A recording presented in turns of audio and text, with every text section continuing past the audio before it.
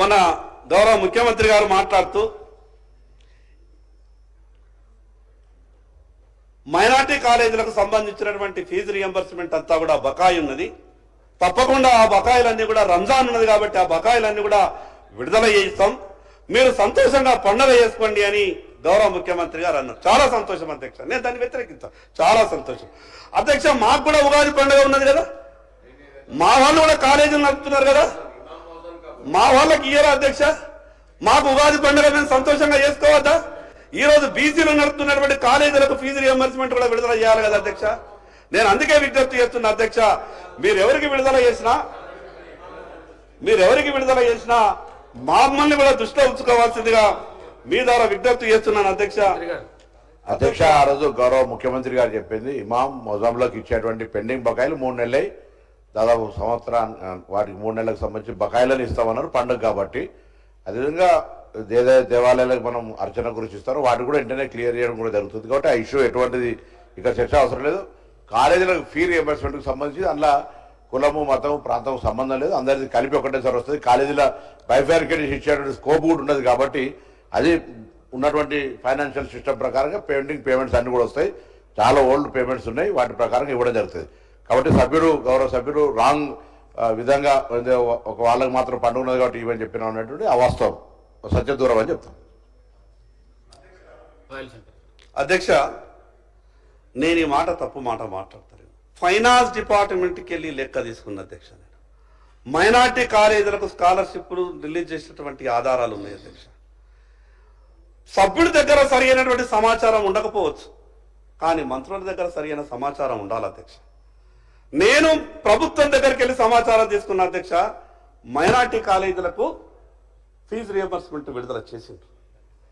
నేనేమంటున్నానంటే వాళ్ళకు fee reimbursement విడుదల చేయడం తప్పంటే లేదు, మాకు కూడా.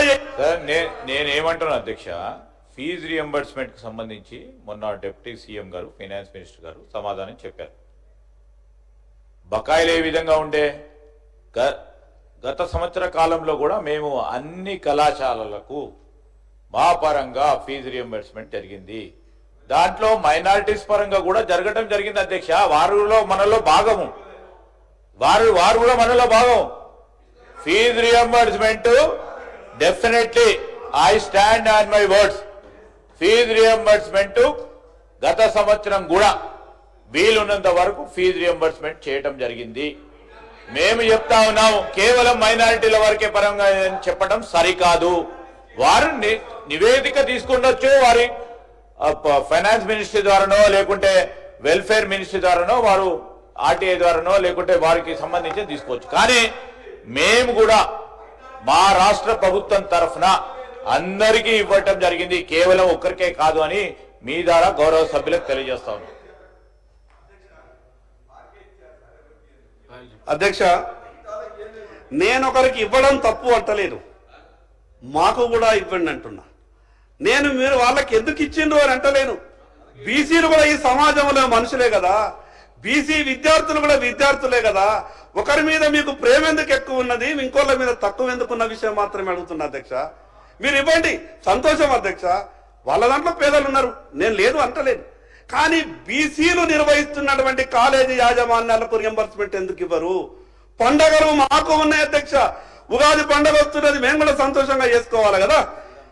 శ్రీరామనవమి ఉన్నది, ఈ పండుగలన్నీ కూడా మేము కూడా సంతోషంగా చేసుకోవాలనంటే ప్రభుత్వం అందరి మీద సమానమైనటువంటి దృష్టి పెట్టాలని మీ ద్వారా గౌరవ ముఖ్యమంత్రి గారికి విజ్ఞప్తి చేస్తున్న అధ్యక్ష. ఎంఎస్సీ ఎంఈలో మాకు చాలా ఆశలు పెట్టిన అధ్యక్ష, బీసీలకు రిజర్వేషన్లు పెడతామని ప్రభుత్వం ప్రకటన ఇయ్యాల.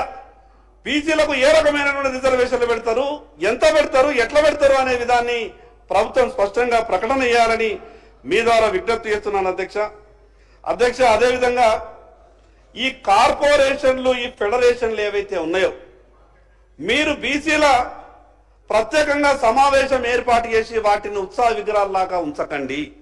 మీరు చేయగలుగుతామన్నా చేయండి, లేకుంటే లేదు. కానీ 19 కార్పొరేషన్లు 19 ఫెడరేషన్లు అంటే 40-50 పెట్టి మాకు వచ్చింది చిల్లి కవ్వలేదు. కాబట్టి దాని మీద ప్రభుత్వం సరైనటువంటి దృష్టి సారించాలని మీ ద్వారా విజ్ఞప్తి చేస్తున్నాను అధ్యక్ష.